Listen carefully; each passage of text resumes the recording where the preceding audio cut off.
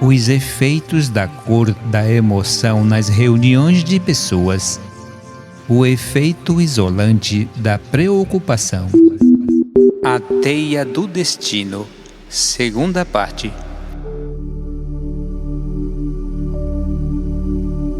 Vejamos agora como o corpo de desejos se modifica sob a ação de variados sentimentos, desejos, paixões e emoções, para que possamos aprender a construir sabiamente o bem, o templo místico que vamos habitar.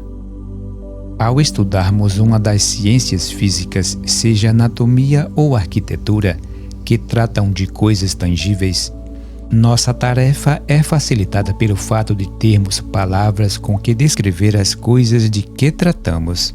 Mas ainda assim, o quadro mental que envolve o significado de uma palavra é diferente de cada indivíduo.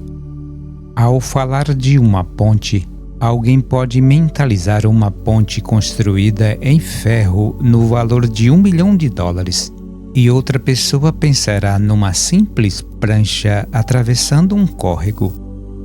A dificuldade que sentimos em produzir impressões adequadas do que queremos dizer aumenta logo que tentamos exprimir ideias referentes às forças intangíveis da natureza, tal como a eletricidade.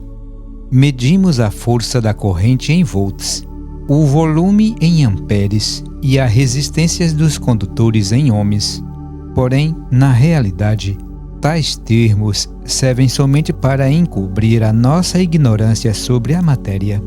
Todos sabemos o que é 1 quilo de café, porém os maiores cientistas do mundo não têm uma concepção mais acurada do que sejam os volts, amperes e ohms, sobre os quais tão sabiamente discorrem, do que a do escolar que escuta estes termos pela primeira vez.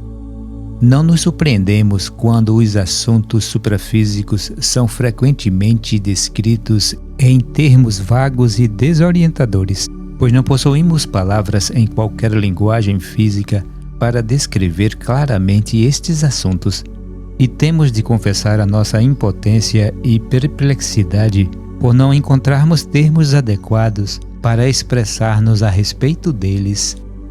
Se fosse possível projetar sobre uma tela cinematográfica os quadros e cores do corpo de desejos e mostrar como esse incansável veículo muda de contorno e de cor conforme as emoções, nem assim seria compreensível para aquele que não é capaz de ver as coisas por si mesmo. Isso porque os veículos de qualquer ser humano diferem dos demais na medida em que responde a certas emoções. Aquilo que induz alguém a sentir um intenso amor, ódio, raiva, medo ou qualquer outra emoção pode deixar um outro absolutamente insensível. Inúmeras vezes o autor observou as multidões para estabelecer comparações a este respeito, e encontrou sempre algo surpreendente, novo e diferente do que havia observado antes.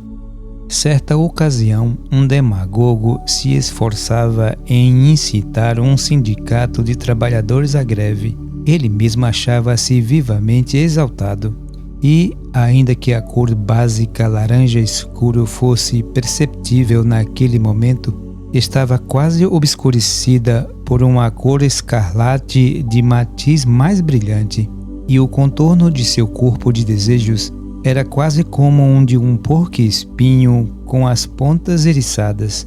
Existia um potente elemento de oposição naquela reunião e, à medida que falava, podia-se distinguir claramente as duas facções pelas cores de suas respectivas auras. Um grupo de homens mostrava o escarlate da raiva. Porém, no outro grupo, esta cor estava mesclada com o cinza, a cor do medo. Era também digno de nota o fato de que, ainda que os homens de cor cinza estivessem em minoria, os outros ganhavam a partida, porque cada medroso se acreditava sozinho, ou pelo menos com poucos defensores, e, por conseguinte, temia defender sua própria opinião.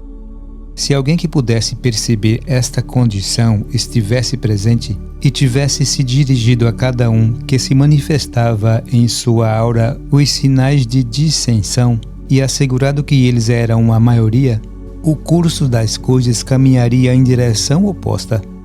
Muitas vezes isso acontece nos assuntos humanos, já que atualmente a maioria das pessoas é incapaz de ver além da superfície do corpo físico e, desta maneira, perceber a verdadeira condição de pensamentos e de sentimentos dos demais. Noutra ocasião, o autor foi a uma reunião de vivificação onde milhares de espectadores estavam presentes para ouvir um orador de reputação nacional. No princípio da reunião era evidente, pelo estado das auras das pessoas, que a maior parte delas tinha vindo com o único propósito de passar alguns momentos agradáveis e ver algo divertido. Os pensamentos, sentimentos e emoções da vida comum de cada um eram plenamente visíveis, se bem que, em alguns, a cor azul escuro revelasse uma atitude de preocupação. Era como se tivesse sofrido alguma desilusão na vida e estivesse muito apreensivos. Ao aparecer o orador, deu-se um curioso fenômeno.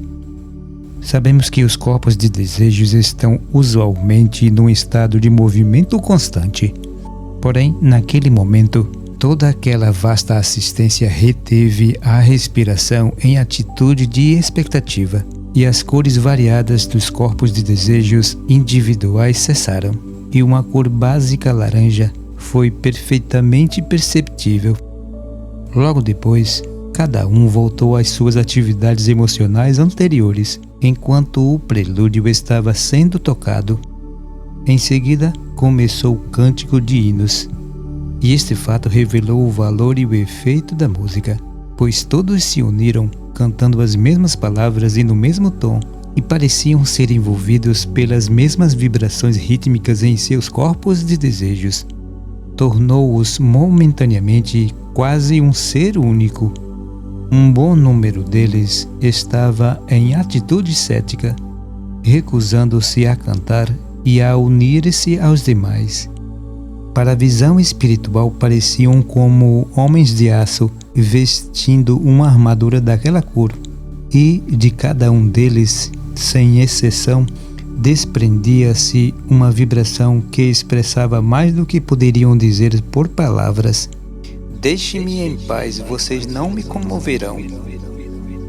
Algo interior os havia arrastado até ali, porém sentiam-se mortalmente amedrontados de entregar-se e, por conseguinte, toda a sua aura expressava a cor acinzentada do medo, que é uma armadura da alma contra interferências externas.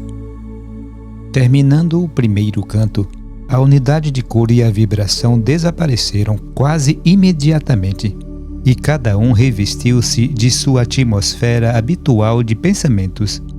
E, se nada mais tivesse sido feito, cada pessoa teria voltado para sua vida interior habitual. Porém, o evangelista, ainda que incapaz de ver isto, sabia por experiência que seu auditório ainda não estava preparado.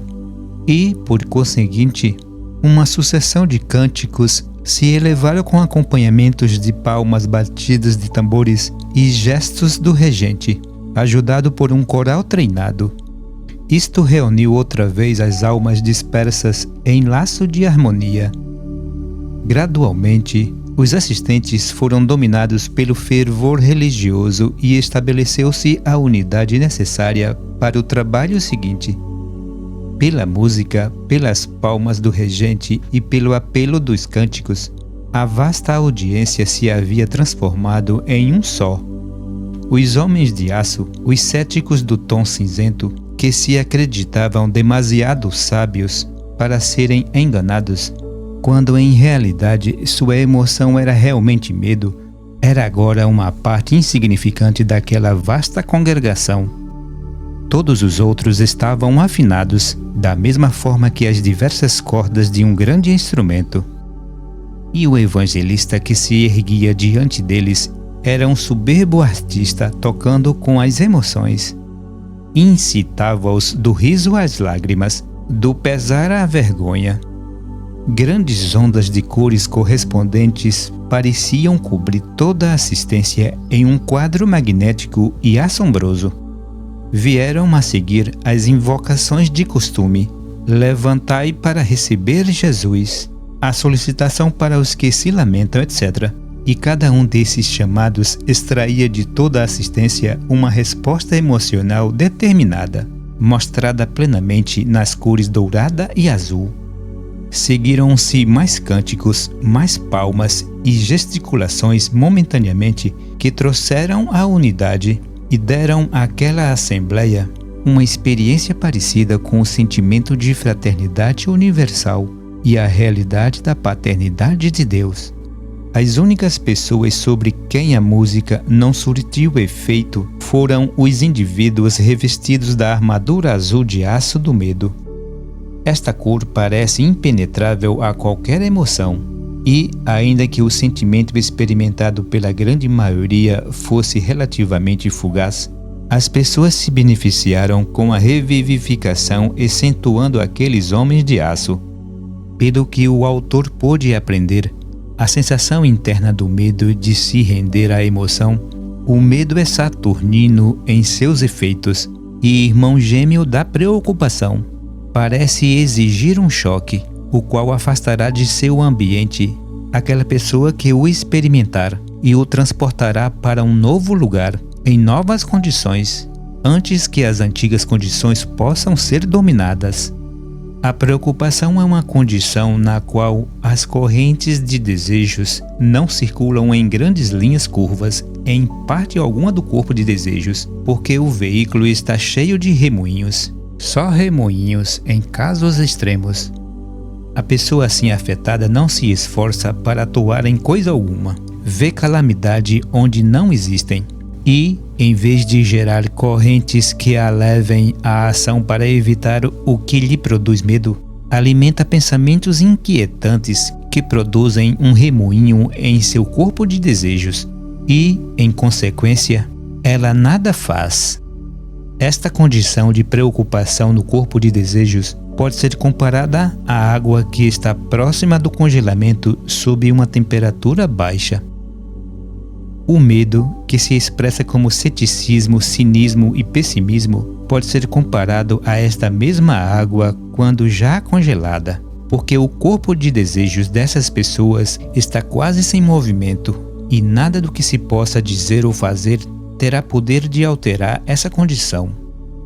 Para usar uma expressão comum que traduz exatamente essa condição, diremos que estão presos em uma concha, e esta concha saturnina deverá ser rompida antes que se possa chegar a esses indivíduos e ajudá-los em seu deplorável estado. Esses sentimentos saturninos de medo e de preocupação são comumente causados pela apreensão dos que sofrem dificuldades econômicas ou sociais. Talvez tenha prejuízo neste investimento que acabo de fazer, pois pode baixar a cotação ou até desvalorizar-se totalmente. Posso perder meu emprego e encontrar-me subitamente na miséria. Tudo o que empreendo parece dar errado. Meus vizinhos falam mal de mim e tratam de prejudicar minha posição social. Meu marido ou mulher não se preocupa mais comigo. Meus filhos se mostram displicentes. Estas e outras ideias semelhantes se apresentam sempre à sua mente. Ele deveria lembrar-se que cada vez que um desses pensamentos é gerado e introduzido em seu interior, estará ajudando a congelar as correntes de seu corpo de desejos e a construir ao seu redor uma concha de aço de cor azul. A pessoa que habitualmente alimenta o medo e a preocupação encontra-se-á algum dia encerrada e isolada do amor, da simpatia e da ajuda de todos. Por conseguinte, devemos nos esforçar por ser alegres, ainda que em circunstâncias adversas, a menos que queiramos correr o risco de permanecer em tristes condições aqui e na vida futura. É muito fácil estar contente quando a vida flui como uma canção, mas o homem digno e valente é aquele que sorri quando tudo é provação.